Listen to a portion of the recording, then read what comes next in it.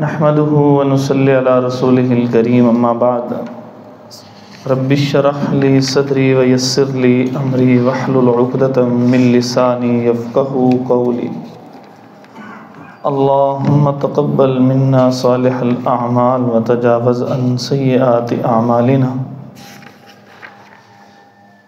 سورۃ بنی اسرائیل اور سورۃ الکہف میں سے تین مضامین، تین واقعات تھے بڑے دلچسپ، وہ رہ گئے تھے، اس کو ہم آغاز کرتے ہیں۔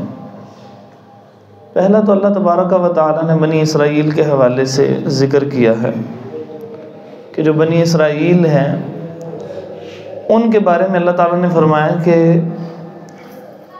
2 مرتبہ ان کے اوپر بڑی آزمائش آئی، اور وہ بڑی آزمائش کیسے آئی، ذرا اس کا پچھلا ایک پس منظر سمجھ لیں۔ اسرائیل جو ہے وہ حضرت یعقوب علیہ السلام کو کہا جاتا ہے، اور ان کے بیٹے بنی اسرائیل، بنی اور بنو اولاد کو کہتے ہیں۔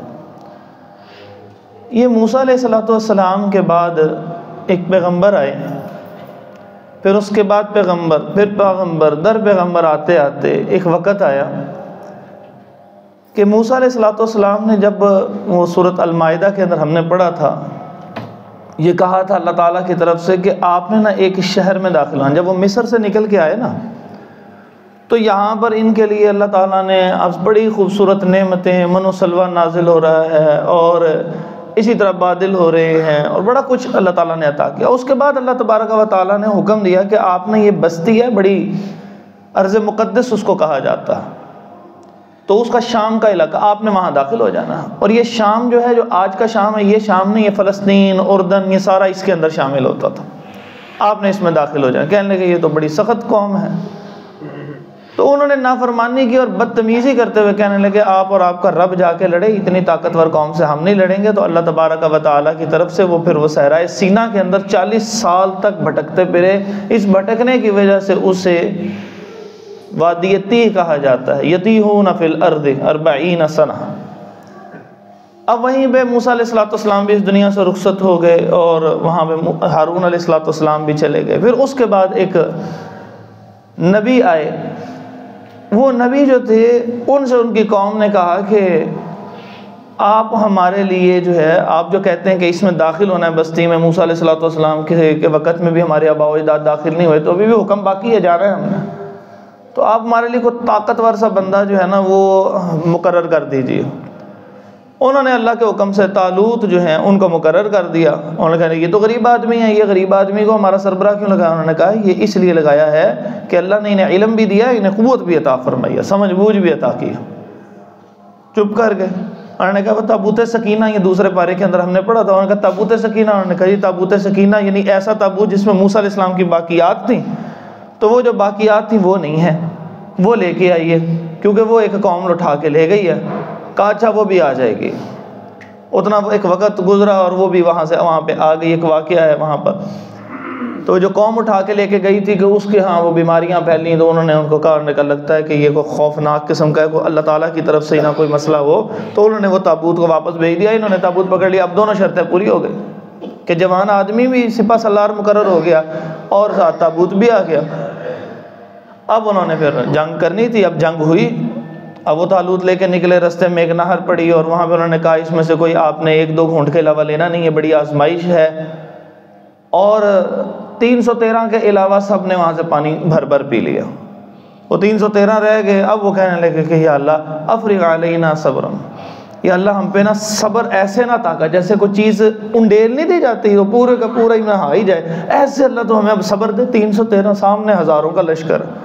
اب اس 313 میں ایک نہایت طاقتور انسان تھا، یوں سمجھ لیجئے کہ گویا مجھے ایسے محسوس ہوتا ہے، میرا ذاتی محسوس ہوتا ہے کہ وہ طالوت سے بہت طاقتور ہوں گے۔ وہ کس وجہ سے؟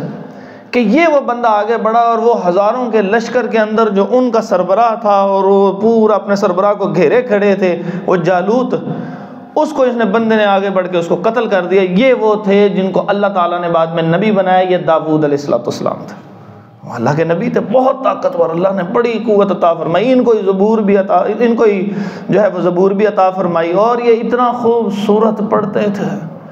ادھر زبور پڑھنا شروع کرتے تو ان کی کیفیت ایسی تھی کہ ان کا بہت بڑا لشکر ہوا، اس کے بعد بڑی سلطنت ہوئی، اور اتنے ایک ہے نا 3 پہاڑیاں ہیں جو آج اسرائیل ہے نا، اس کو سمجھ لیں، تو وہاں پہ 3 پہاڑیاں ہیں، ان 3 پہاڑیوں میں سے ایک پہاڑی کا نام ہے جل سہون، تو یہاں پر انہوں نے اپنا چھاؤنی قائم کی تھی، GHQ ہیڈ کوارٹر قائم کیا تھا، اور پھر یہاں سے لشکر نکلتا تھا، پھر جس طرف جاتا تھا جہاں لوگ ظلم و ستم کر رہے ہوتے تھے وہاں پہ جا کے ان کو ختم کیا جاتا، ظلم کو وہاں پہ امن قائم کیا جاتا۔ تو اسرائیل یعنی وہ ایسے وسیع ہوتی گئی، سلطنت وسیع ہوتی گئی۔ تو آج بھی یہ جو اسرائیل کہتا ہے نا یہ ہمارے آباء و اجداد کی ہے، یہ وہ اسی طرف اشارہ کرتا ہے۔ وہ کہتا ہے داؤد علیہ السلام نے جتنے حصے کو کور کیا تھا ہم نے بھی اتنے حصے کو کور کرنا ہے، سو اس وجہ سے انہوں نے ایک نقشہ بھی نیٹ کے اوپر دیا ہوا ہے گریٹر اسرائیل کے نام سے، یہ ہے وہ تصور ان کا۔ اب داؤد علیہ السلام کا بڑا لشکر تھا، اور قرآن مجید میں آتا ہے کہ جس وقت ان کے لشکر کی تیاری شروع ہوتی، اب وہ اتنا اونٹ اتنے گھوڑے ہوتے تو گھوڑوں کے اوپر نا وہ کاٹھیاں رکھی جاتی ہیں، آپ نے دیکھے ہوں گے نا گھوڑوں کو بیٹھنے کے لیے، تو ان کو زین کہتے ہیں، وہ زینے رکھتے کچھ دیر لگ جاتی، اور داؤد علیہ السلام کو اللہ تعالیٰ نے ایسا خوبصورت آواز اور ملکہ عطا کیا تھا، وہ ایک طرح سے زبور پڑھنا شروع کرتے، ادھر وہ گھوڑے تیار ہو رہے ہوتے، گھوڑے کے تیار ہوتے ہوتے وہ ساری زبور بھی پڑھ لیا کرتا، ادھر وہ زبور پڑھ رہے ہوتے، ادھر وہ ایسے پرندے جھوم رہے ہوتے، اللہ تعالیٰ نے اتنے ان کی آواز میں حسن عطا فرمایا تھا۔ اس کے بعد اللہ تعالیٰ نے ان کو ایک بیٹا عطا کیا، وہ سلیمان علیہ السلام، ان کا واقعہ آگے آئے گا۔ بہرحال یہ اس سے بھی بڑے بادشاہ تھے، اتنے بڑے تھے کہ ایک دفعہ نبی علیہ السلام نماز پڑھ رہے ہیں، نماز پڑھتے پڑھتے ہلے، اور جب نماز مکمل ہو گئی تو آپ صلی اللہ علیہ وسلم نے صحابہ سے کہا کہ وہ ایک شیطان نے ایک انگارہ میری طرف کیا تھا، میرا دل کیا تھا کہ میں اس کو پکڑ لوں اور پکڑ کے باندھ دوں اور مدینہ کے بچے اس جن کے ساتھ کھیلیں، لیکن پھر مجھے اپنے بھائی سلیمان علیہ السلام کی دعا یاد آ گئی کہ انہوں نے کہا تھا یا اللہ مجھے ایسی بادشاہت عطا کرنا کہ میرے بعد کبھی کسی کو ایسی بادشاہت نہ ملی ہو، اور ان کے پاس وہ جنوں کے اوپر بھی جو ہے وہ جن ان کے تابع تھے، اس لیے میں نے بس اس وجہ سے نہیں کیا۔ تو اس سے ہمیں کیا معلوم ہوا کہ یہ جو آج کے عامل خامل جو ہے میرے کو جن نے ہیں، اور ہم بھی وہ ان کے پاس چلے جاتے ہیں پوری کی پوری کو، حضور صلی اللہ علیہ وسلم نے تو جن پکڑے کوئی نہیں، قابو آیا حضور کے گھر میں، باندھنا تھا باندھ سکتا تھا، میں نے نہیں باندھا کہ تمہیں سلیمان علیہ السلام کی میرے بھائی کی دعا مجھے یاد آ گئی۔ تو یہ جو آج کل کر رہے ہیں، میرے پاس اتنے جن ہیں موکل ہیں، ان کو اللہ کا خوف کرنا چاہیے نا۔ پھر یہ کون سی شریعت لے کر آئے ہیں؟ یہ نوری علم کے نام پہ کیا کیا پھیلا رہے ہیں، پیسے اکٹھے کر رہے ہیں، کچھ بھی نہیں کر رہے۔ اگر پیسے مانگتے نہیں ہیں نا تو لوگ ان کو نذرانے فطرانے اتنا کچھ مل جاتا ہے کہ ان کی 7 نسلیں پشتیں کھا رہی ہوتی ہیں۔ آپ دیکھ لیں، اس میں کون سی کوئی بڑی بات ہے، اس میں کون سا کوئی اختلاف ہے؟ دین اسلام سادہ سادہ ہے، رسول اللہ صلی اللہ علیہ وسلم سے بڑھ کے کون ہو سکتا ہے ہمارے لیے؟ تو یہ بہت بڑی بادشاہ تھے، انہوں نے ایک بہت بڑا ہیکل تعمیر کیا، اور جب یہ ہیکل تعمیر ہو گیا، سلیمان علیہ السلام بھی دنیا سے چلے گئے، ہیکل یعنی بڑا سی عبادت گاہ تعمیر کی فلسطین کے اندر۔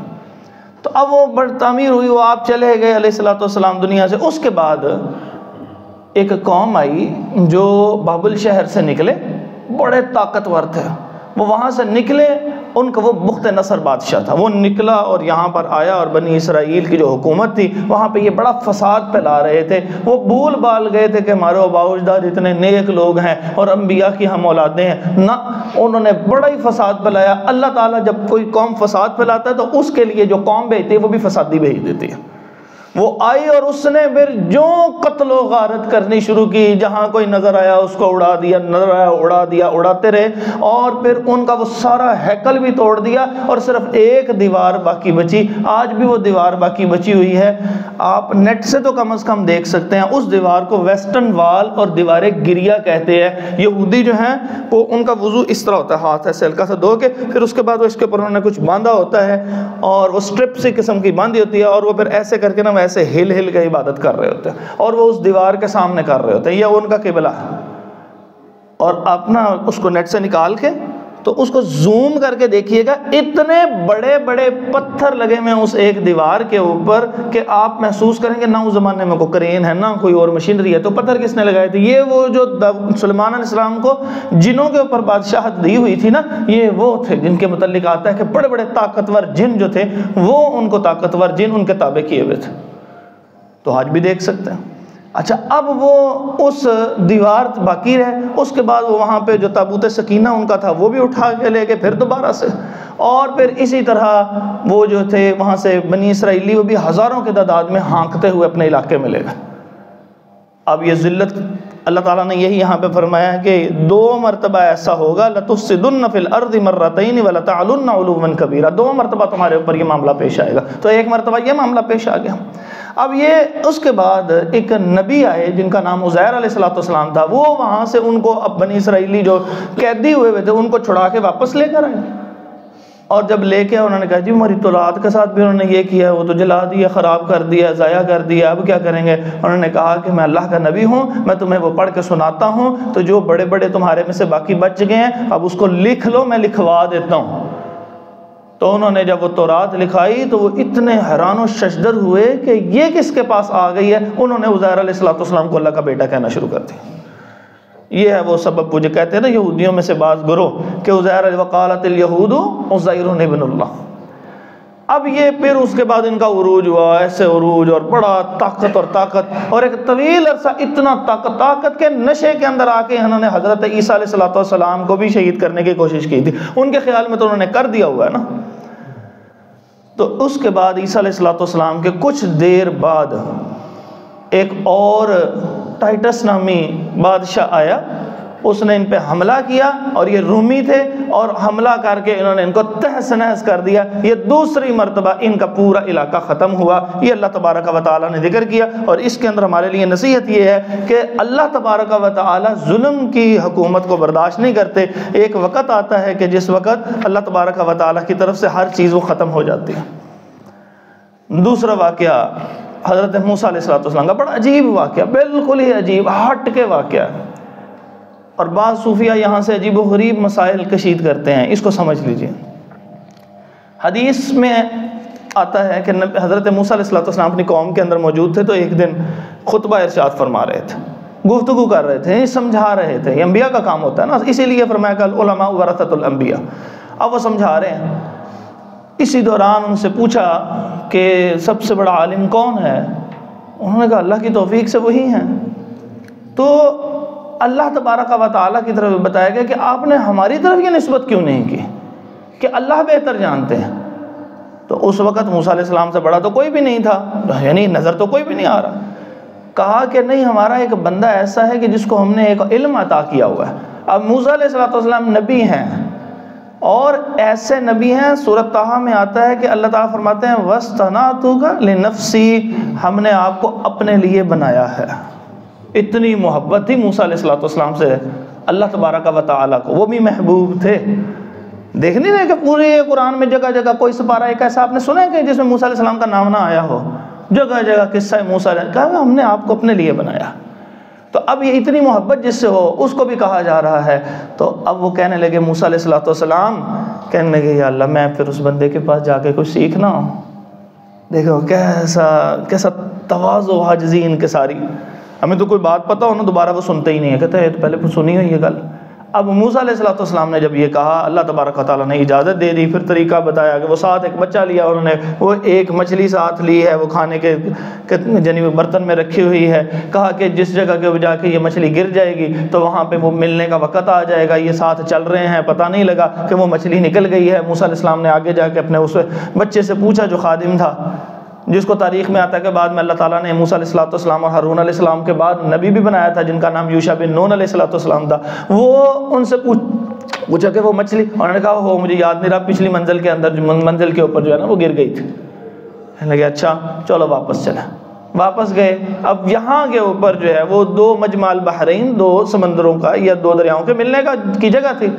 اب یہاں پر انہوں نے دیکھا ایک آدمی کو، اب پھر میں حدیث کی طرف اشارہ کرتا ہوں کہ ایک آدمی ایسا ہے کہ جو سبز رنگ کا کپڑا اپنے اوپر لیے ہوئے ہیں۔ تو اس سے کہنے لگے موسیٰ علیہ السلام کہنے لگے کہ میں اس طرح آیا ہوں. تو وہ کہنے لگے اچھا ان کا نام نبی علیہ الصلوۃ والسلام نے اس لیے خضر رکھا. خضر کہتے ہیں سبز کو، کہتے ہیں نا گنبد خضرا، تو خضر سبز کو، تو اس نسبت سے کہ انہوں نے وہ کپڑا لیا ہوا تھا. اچھا اب یہ موسیٰ علیہ الصلوۃ والسلام ان سے کہنے لگے کہ میں جی اس طرح آیا ہوں. تو انہوں نے ایک سوال کرنے کا انداز دیکھیے. اللہ تعالیٰ فرماتے ہیں کہ موسیٰ علیہ الصلوۃ والسلام چونکہ علم حاصل کرنے جا رہے ہیں تو وہ کس انداز سے پوچھتے، کہتے ہیں هل اتبعک علی ان تعلمنی مما علمت رشدا، کیا میں آپ کے ساتھ رہ سکتا ہوں اس وجہ سے کہ میں آپ سے وہ علم سیکھ سکوں کہ جو اللہ تعالیٰ نے آپ کو عطا کیا ہوا ہے. یہ ہوتا ہے استاد کا ادب و احترام.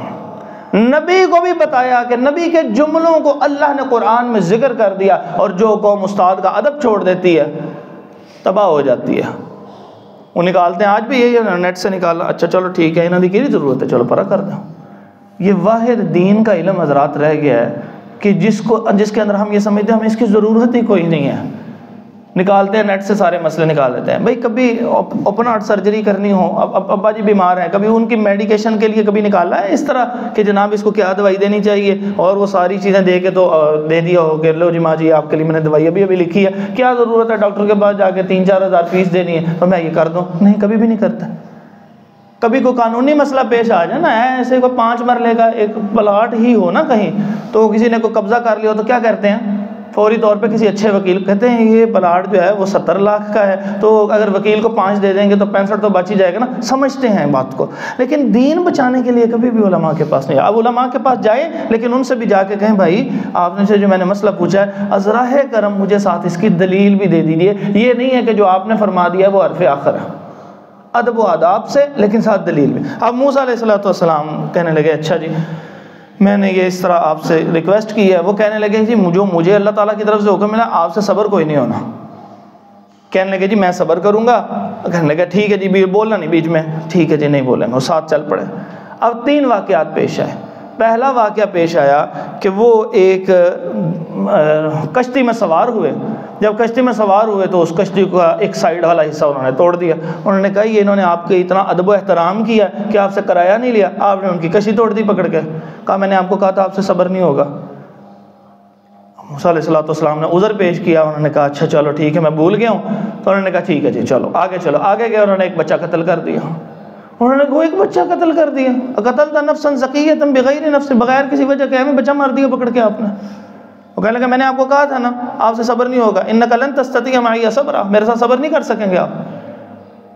کہنے لگے میں نے آپ سے کیا کہا تھا. جو کہنے لگے موسیٰ علیہ السلام کہنے لگے اچھا جی اب اس طرح ہے کہ ان سألتک عن شیء بعدها فلا تصاحبنی، اب میں دوبارہ آپ سے سوال کروں گا نا تو آپ جو ہے وہ جو ہمارا ساتھ ہے نا وہ ختم کر دیجیے گا. اب خود ہی آفر کر دی پکڑ کے. اب وہی ہوا، ساتھ آگے گئے، وہ ایک بستی میں گئے. ان بستی والوں نے کوئی مہمان نوازی تک نہیں کی، اور تھوڑا سا آگے گئے تو وہاں پہ جو ایک دیوار گر رہی تھی اس کو انہوں نے تعمیر کر دیا. اب وہ تعمیر کر دیا تو موسیٰ علیہ السلام کہنے لگے کہ آپ اس سے کوئی اجرت بھی لے سکتے تھے، ایسی ظالم بستی ہے مہمان کا حق ادا نہیں کرتی. کہنے لگے ھذا فراق بینی و بینک، اب میرا آپ کا یہ معاملہ ختم ہو گیا. آپ نے پہلے خود ہی اپنا عذر پیش کر دیا ہوا تھا کہ اگر اب میں بات کروں گا تو علیحدگی ہو جائے گی. تو ٹھیک ہے اب علیحدگی ہو گئی ہے، میں اب آپ کو باتیں بتا دیتا ہوں. سأنبئک بتأویل ما لم تستطع علیہ صبرا، وہ جس پہ آپ سے صبر نہیں ہونا وہ میں بتا دیتا ہوں آپ کو. پہلی چیز تھی اما السفینۃ فکانت لمساکین یعملون فی البحر. یہ نا غریب لوگوں کی وہ کشتی تھی، یہ کام کیا کرتے تھے. جیسے ہوتا ہے نا کہ کرائے کے اوپر نہیں لے کے جاتے، آج بھی غریب لوگ اسی طرح کرائے میں کوئی چاند گاڑی کوئی رکشہ کوئی اس طرح کے کام کر رہے ہیں. کہا یہ جس جگہ پہ جاتی تھی نا تو وہاں پر ایک بادشاہ تھا، وہ ہر خوبصورت چیز نئی چیز کو اس کو پکڑ لیتا تھا. تو اب میں نے اس کو یہ توڑ دیا اللہ کے حکم سے، تو اس سے کیا ہو گیا وہ عیب داری ہو گئی. تو وہ بادشاہ جو ہے اس کی نظر سے وہ کشتی ضائع ہو گئی. تو اس کا مطلب یہ ہوا کہ اب یہ اسے نہیں چھینے گا. اللہ کا ایک نظام ہے حضرات، اس نظام کو فراموش جب ہم کرتے ہیں نا صرف اپنی ایفرٹس کے ساتھ، تو یاد رکھیے ہم صرف اپنی ایفرٹس کے اندر کھو جاتے ہیں، اللہ کے نظام کو چیلنج کر رہے ہوتے ہیں. وہ غریب لوگ ہیں، ان کو کوئی محافظ ان کا نہیں ہے، لیکن اللہ تعالیٰ کی طرف سے نظام ہے. ہم اتنی محنت کرتے ہیں، کوئی فیکٹری ڈاؤن نہ ہو جائے، کوئی دکان ڈاؤن نہ ہو جائے، فلاں کام نہ ہو جائے. ہم اگر اللہ کو راضی رکھیں تو اللہ کا نظام غیب جو ہے وہ حرکت میں آئے گا. کہا اچھا دوسری چیز وَأَمَّا الْغُلَامُ فَكَانَ أَبَوَاهُ مُؤْمِنَيْنِ فَخَشِينَا أَن يُرْهِقَهُمَا طُغْيَانًا وَكُفْرًا. یہ جو بچہ تھا نا، یہ جب بڑا ہو رہا تھا تو یہ کفر کی یعنی ایک خرابی کی طرف جا رہا تھا، اور یہ ڈر تھا کہ اس کے جو نیک ماں باپ ہیں وہ اس کی وجہ سے فتنے کا شکار ہو جائے گا. اللہ تبارک و تعالیٰ کو وہ اولادیں پسند نہیں ہیں کہ جو اپنے ماں باپ کی نافرمانی کرتی ہیں. ہم یہ اپنے دیکھیے گا، ہم یہ 3 نسلیں ہوتی ہیں. چھوٹے بچے ہوتے ہیں، ایک یہ ہماری نسل ہوتی ہے اور ایک اس سے بڑی نسل ہوتی ہے، یعنی ایک ٹین ایجرز، ایک اس سے بڑے جو ہوتے ہیں وہ 40 to 50 کے درمیان، اور ایک وہ ہوتے ہیں جو نہایت بزرگ ہوتے ہیں. تو 3 ایجز والے سب سے زیادہ بدمعاش ایج جو ہوتی ہے نا وہ یہ ہوتی ہے، یہ جو 35 سے لے کے 55 سال کی عمر ہے، بڑی بدمعاش ایج ہوتی ہے. اپنے بچے کے لیٹ آنے پہ کیا کہتے ہیں؟ کہتے کیسا کدھر گئے تھے، آپ کا کوئی ٹائم ہے آنے کا؟ اور اب یہ اندر خود لیٹ داخل ہونا تو ابا جی پوچھے پتر آج بڑے لجاز سے پوچھ رہے ہیں، بیٹا آج آپ لیٹ آئے ہیں. اچھا وہ تو انہوں کی پتہ میں کتنا مصروف ہے. بچے کو بھی ڈانٹ دیا اس کے لیٹ آنے پہ، آپ نے جواب اپنے باپ کو نہیں دے رہا. بدمعاش ایج ہے پوری. اللہ کا خوف نہیں آتا، اس کو بالکل خوف نام کی چیز نہیں آتی. تو ہمیں یہ سارے واقعات فیسینیٹ کرتے ہیں، ہم اپنی اولادوں کو سناتے ہیں وہ ماں باپ دا اس طرح ادب و احترام کریا کرو. یہ میری ایج والے لوگ، اور خود اپنے ماں باپ کے لیے کیا کرتے ہیں خود سوچ لیجئے. اللہ تعالیٰ ہمیں اپنے بڑوں کی قدر کرنے کی توفیق عطا فرمائے. یہ جب چلے جاتے ہیں نا پھر رو رو کے برا حال ہویا تھا، اے ابا جی تے ہائے اماں جی یہ مینوں ہوندے تے مینوں کوئی ویکھدا، کوئی مینوں پوچھدا، کوئی مینوں دعاواں دیندا. تو پھر کسی اچھا اتنی ایج کے کسی اور بندے کی خدمت پہ لگ جاتے ہیں. وہ یہ آپ کا سگا ماں باپ موجود ہے. مجھے یاد ہے کہ میرا پی ایچ ڈی میں داخلہ ہوا تو مجھے کچھ مسائل کا شکار ہوا میں. تو میں نے اپنے ایک بزرگ ہیں وہاں پہ، تو میں نے ان سے کہا، میں نے کہا دعا کرو. انہوں نے مجھے ایک ایسا جملہ کہا، میری زندگی بدل گئی اس جملے سے. انہوں نے مجھے پتا کیا کہنے لگا، من تو دعا دا کہہ رہے ہیں پتر. میں کہا جی ہاں جی یہ تو کہنا جائز ہے نا. تو کہنے لگے جائز ہے تے کار تیرے ابا جی نہیں بیٹھے ہوئے، وہ کار تیرے ولی اللہ بیٹھے نے، تو من دعاواں دا کہہ رہے ہیں کہ نبی صلی اللہ علیہ وسلم نے یہ فرمایا نہیں تھا کہ باپ کی دعا جو ہے وہ رد نہیں کی جاتی. تو آپ مجھے تو کہہ رہے، پہلے ان کو تو جا کے کہو اس کی دعا تو رد نہیں ہوگی. تو رسول اللہ صلی اللہ علیہ وسلم نے فرمایا لہذا جہاں کہیں کوئی مسئلہ پیش آئے، ماں اور باپ جو موجود ہوں اس کے پیر کو جا کے ایسے پکڑ لیں، عزت بڑھے گی، کم نہیں ہوگی. اس کے بعد تیسری بات فرمایا کہ وہ اما الجدار فکان لغلامین یتیمین. یہ جو میں نے دیوار درست کی ہے نا، آپ کو پتہ یہ بستی کیسی تھی؟ یہ بستی تو مہمان کو کوئی پوچھتی نہیں ہے. تو یہاں پر 2 یتیم بچے رہتے تھے، اور یہ جو یتیم بچے تھے ان کے ماں باپ بڑے نیک تھے. وکان ابوہما صالحا، یہ فوت ہو گئے. یتیم وہی ہے نا جس کے فوت ہو گیا. تو کہا کہ یہ فوت ہو گئے، نیک لوگ تھے، انہوں نے اپنا کچھ خزانہ دفن کر کے اوپر دیوار تعمیر کی تھی. دیوار اب گرنے والی ہو گئی تھی، تو یہ اللہ کی طرف سے حکم تھا اس کو تعمیر کرنا ہے کہ جب بچے بڑے ہوں گے تو پھر دوبارہ جیسے ریکنسٹرکٹ کرتے ہیں تو وہاں پہ ان کو وہ خزانہ مل جائے. ورنہ اگر اس بستی والوں کے ہاتھ آ گیا تو انہوں نے تو وہ کھا جانا ہے، بچوں کا احساس نہیں کرنا. دنیا سے چلے گئے، ماں باپ تھے، نیک اور صالح تھے، اللہ تعالیٰ نے اولادوں کی حفاظت کا ذمہ لیا ہوا تھا. کتنی پریشانی ہوتی ہے، دنیا سے چلے جائیں گے کیا بنے گا، میرے بچیاں کا کی بنے گا، تو بتا دیا یہ بچوں کا بنے گا. تیسرا واقعہ ہے ذوالقرنین کا. ذوالقرنین کیا ہے؟ علیہ الصلوۃ والسلام، ہم نے ان کو عزت و احترام کے لیے، کیونکہ نیک آدمی گزرے اس لیے علیہ الصلوۃ والسلام، نبی کا تذکرہ نہیں ہے ان کے بارے میں. اچھا اب یہ جو ہیں یہ بڑی اللہ نے بادشاہ، یہ ذوالقرنین، قرن کہتے ہیں سینگ. یہ جو سینگ ہوتا ہے نا، یہ آپ نے دیکھے ہوگے وہ ایک طرف کو ایسے بڑے ہوتے ہیں. تو ان کے متعلق آتا ہے کہ ان کی بادشاہت اس طرح وسیع تھی کہ جو نقشہ بنتا ہے نا حضرات، تو اس نقشے پہ ایک طویل اس رخ کو گئی ان کی بادشاہت ریاست، اور اس رخ کو گئی. ایسے محسوس ہوتا تھا گویا یہ 2 سینگ ہیں. تو یہ ان کے بارے میں آتا ہے. تو یہ ادھر بھی گئے اور ادھر بھی گئے، بڑا گئے. لیکن اس میں 3 ان کے واقعات ذکر ہیں. اس میں سے صرف ایک بات ذکر کرنی ہے کہ وہ ایک علاقے میں گئے اور وہاں جا کے ان لوگوں نے ایک ریکویسٹ کی کہ آپ نیک اور صالح آدمی ہیں، یہ ایک قوم ہے یاجوج اور ماجوج، یہ بڑا ہی فساد پھیلا رہی ہے، آپ اس کا کچھ کر دیجیے. انہوں نے کہا اچھا میں کرتا ہوں. تو میں نا اس طرح کرتا ہوں کہ دیوار تعمیر کر دیتا ہوں، تم اس طرح لے کے آؤ جو ہے وہ تانبا، تو وہ اس کو پگھلا کے اس کے اندر ڈال دیتے ہیں.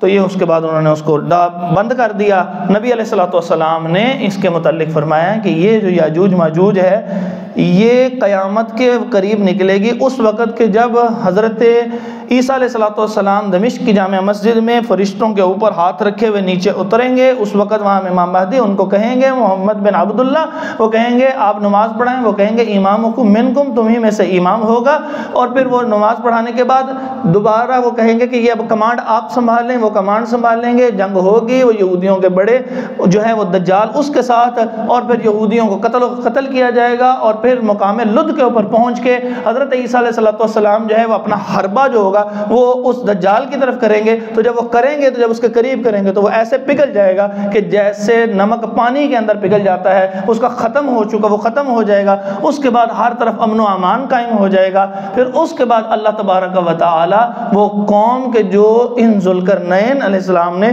ان کو قید کیا تھا اللہ کے حکم سے، وہ وہاں سے نکلے گی اور ہر طرف فساد پھیلائے گی، اور اس سے پہلے اللہ تعالیٰ حکم دیں گے کہ نیک افراد کو لے کے اوپر چلے جاؤ، ایک ایسی قوم نکل رہی ہے جس کے آپ مقابلہ کوئی بھی مقابلہ کی طاقت نہیں رکھتا، وہ جس جگہ سے گزریں گے ہر جگہ کو تباہ کر دیں گے پکڑے۔ پھر اللہ تبارک و تعالیٰ سے ان کے خلاف عیسیٰ علیہ السلام بد دعا کریں گے، اور پھر ان کی جو ہے وہ گردن کے پیچھے والے حصے پہ پھوڑے نکلیں گے، اور وہاں سے وہ اس قدر تعفن پھیلے گا وہ اسی کے اندر مر جائیں گے اور ختم ہو جائیں گے۔ یہ سارا واقعہ حدیث میں ان لوگوں کے متعلق ذکر کیا گیا۔ اس کے بعد سورت مریم میں وہ آپ نے سارا واقعہ پہلے سنا ہے، اس کو ہم نے تذکرہ نہیں کرنا کیونکہ وہ حضرت مریم علیہ السلام کا، اور یہ پہلے سورت آل عمران کے اندر ہم نے تذکرہ کر دیا ہوا ہے۔ اس کے بعد ہے سورت طٰہٰ، اس کے اندر صرف ایک اہم واقعہ، ایک اہم بات، ایک اہم دعا ہے، کامیابی کا زینہ۔ کسی جگہ کے اوپر آپ کو خوف اور ڈر ہو یہ پڑھ لیا کریں۔ اب موسیٰ علیہ السلام جو ہیں وہ مدین کے علاقے سے واپس آ رہے ہیں، یہ واقعہ آگے آئے گا، اتنا حصہ یہاں سے ذکر ہے کہ وہ واقعہ واپس آ رہے ہیں۔ اب اپنی بیگم کو کہنے لگے ٹھہرو، میں انی آنست نارن، میں نا وہ آگ کا دیکھ رہا ہوں تو میں وہاں سے نا اس کا ایک جذبہ لے کے آ جاتا ہوں، ایک چھوٹا سا ٹکڑا لے کے آ جاتا ہوں۔ آپ یہاں پہ ٹھہرے تو وہاں پہ آگ جل رہی ہے، اس کا مطلب وہاں کوئی بندہ موجود ہوگا نا، تو میں وہ راستہ بھی پتہ کر لیا جائے گا۔ تو وہاں پر گئے، اللہ تبارک و تعالیٰ کی طرف سے آواز آئی، انک بالواد المقدس طویٰ، آپ طویٰ کی مقدس وادی میں آ چکے ہیں، فاخلع نعلیک، جوتوں کو اتار دیجئے، فاستمع لما یوحیٰ، جو وہی آپ کی طرف کی جا رہی اس کو غور سے سنیں۔ اب تورات نازل ہوئی ہے فرعون کے مرنے کے بعد، اللہ فرماتے ہیں فاستمع لما یوحیٰ، جو وہی نازل کی جا رہی اس کو غور سے سنیں۔ اس کا مطلب کتابی وحی کے علاوہ انبیاء پہ ایک وحی نازل ہوتی ہے، اسی کو اس نبی کی حدیث کہا جاتا ہے۔ بات سمجھ گئے؟ کتابی وحی کے، موسیٰ علیہ السلام پہ کون سی کتاب نازل ہوئی؟ جی تورات نازل ہوئی۔ کب نازل ہوئی؟ جب فرعون غرق ہو گیا تھا۔ تو یہ ابھی تو نبی بنائے ہیں، تو اللہ تعالیٰ کہہ رہے ہیں فاستمع لما یوحیٰ، جو وحی کی جا رہی اس کو غور سے سنیں۔ اس کا مطلب پھر ان پہ کون سی وحی نازل ہوئی؟ فرعون نے تورات کا انکار نہیں کیا تھا، کیوں؟ اس کے مرنے کے بعد نازل ہوئی، اس نے کیسے انکار کرنا تھا؟ اب یوں سمجھ لیں کہ ابو جہل جو ہے اس کے متعلق آ جائے کہ اس نے جو ہے وہ سورۃ المائدہ کا انکار نہیں کیا، کیوں؟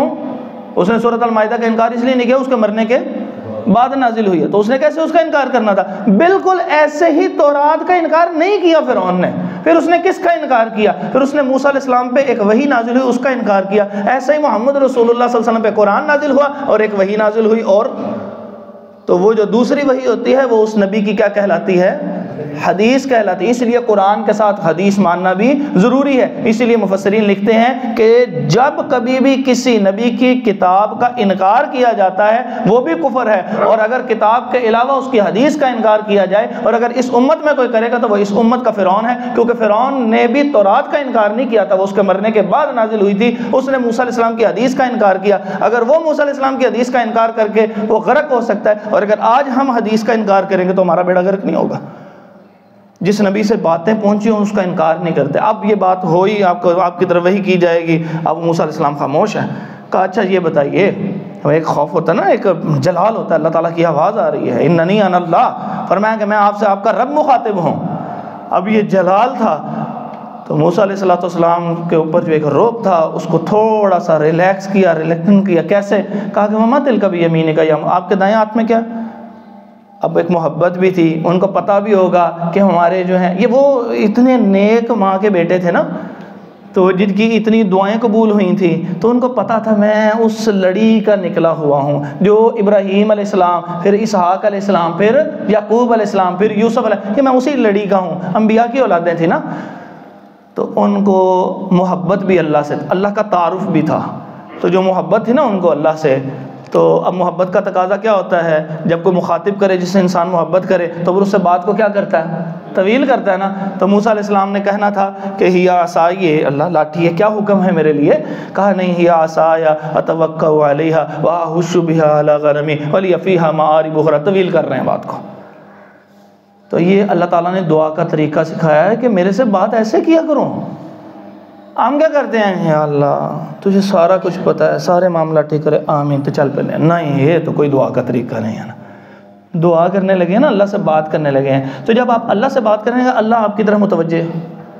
اچھا اللہ متوجہ ہے، اللہ سن رہا ہے، یہ بندہ کہنے کیا لگا ہے، اور بندے کا دل کی کیفیت اللہ کو پتہ ہے، لیکن زبان سے کہلواتا تو ہے نا اللہ. تو اب یہاں پہ کہہ رہے ہیں یا اللہ سارا کچھ، ایسے نہیں. زکریا علیہ السلام کی طرح اپنے دکھڑے سناؤ، نوح علیہ السلام کی طرح اپنے دکھڑے سناؤ. یا اللہ میں نے ان کو صبح بھی پکارا، شام کو. بھئی یہ تو باتیں اللہ کو پتہ ہے، لیکن اللہ سے کرو، باتیں کرو، ایسے طویل دعا کیا کرو. ایک ایک بات بتاؤ، انہیں میں نے کیا، میں اس طرح کیا، یہ ہوا، یہ ہوا، یہ ہوا، ساری بات بتاؤ.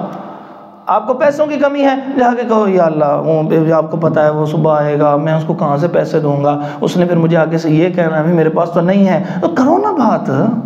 جب اللہ سے بات کرو گے، طویل کرو گے، اللہ آپ کی بات سن رہا ہے، یہ سوچ لے کے. موسیٰ علیہ السلام نے بڑی محبت سے باتیں آغاز کر دی. کہا اس کو پھینک دیجئے. وہ دو آپ نے سنے ہوئے ہیں کہ دوسرا یہ کہا کہ اس کو بغل میں ڈالیں، نکالیں، تو یہ بغیر کسی تکلیف کے اس کا رنگ تبدیل ہو چکا ہوگا، روشنی پھوٹ رہی ہوگی. اب کہا کہ آپ چلے جائیں. اب موسیٰ علیہ السلام کو جب حکم دیا نا اب انہیں فرعون کی طرف جانا ہے، تو پتہ موسیٰ علیہ السلام نے آگے سے کیا کہا اچھا یا اللہ یہ میں آپ سے کچھ دعائیں مانگنا چاہتا ہوں. کیا دعا مانگنا ہے؟ کہا رب اشرح لی صدری. آتی ہے نا جی، پڑھیں رب اشرح لی. کیا ترجمہ ہے؟ اللہ میرا سینہ کھول دے.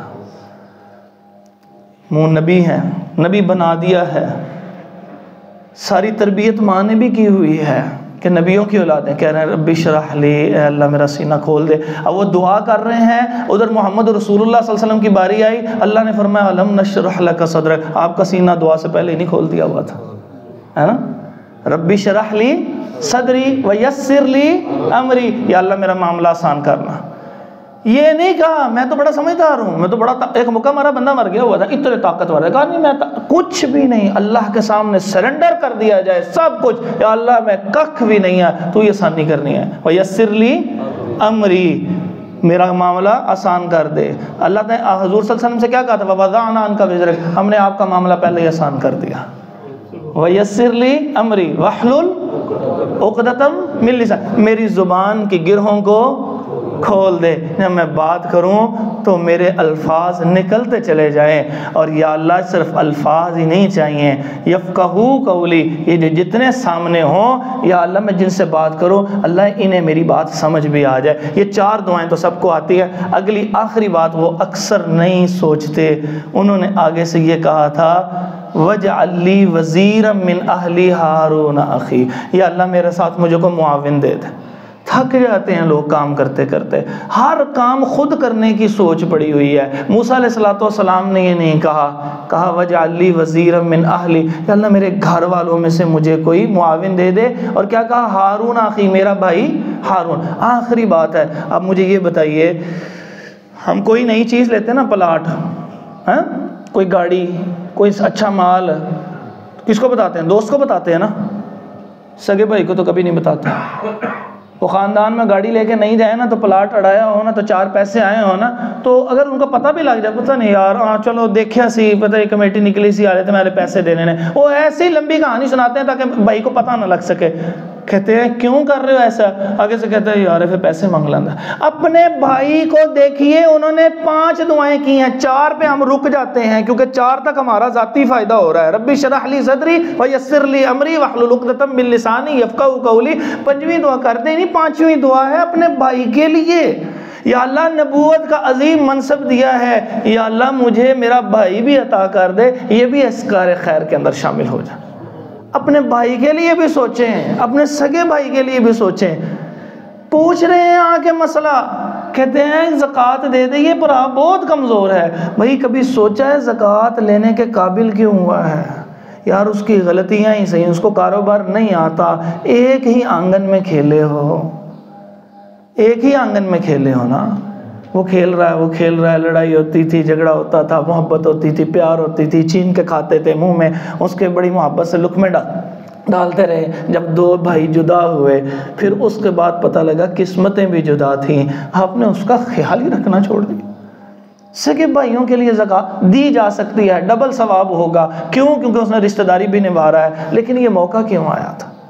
ہم دوسروں کو اتنی اچھی اچھی جابز دے دیتے ہیں، بھتیجے کے لیے کچھ بھی نہیں ہوتا۔ موسیٰ علیہ السلام کی یہ دعا بتا رہی ہے، ایسا نہ کرو لوگو۔ اللہ تعالیٰ نے قرآن میں ذکر کیا اپنے ان بھائیوں کا، جو سگے بھائی ہے، زیادہ حق ہے ان کے لیے دعا کیا کرے۔ جب بیٹھے، یا اللہ میرے لیے بھی، میری اولاد بھی، یا اللہ میرا بھائی پریشان ہے، جو کچھ میرے پاس ہے میں وہ بھی دینے کی کوشش کرتا ہوں، میں تو کتنا بھی دے دوں گا تو وہ پوری نہیں پڑے گی، رب تو اس کو عطا فرما دے۔ ایسے دعا کیا کرے، دین کے لیے بھی دعا کیا کریں۔ اللہ تبارک و تعالی ہمیں کچھ سمجھنے کی توفیق عطا فرمائے۔ اقول قولی ھذا استغفر اللہ لی ولکم ولجمیع المسلمین۔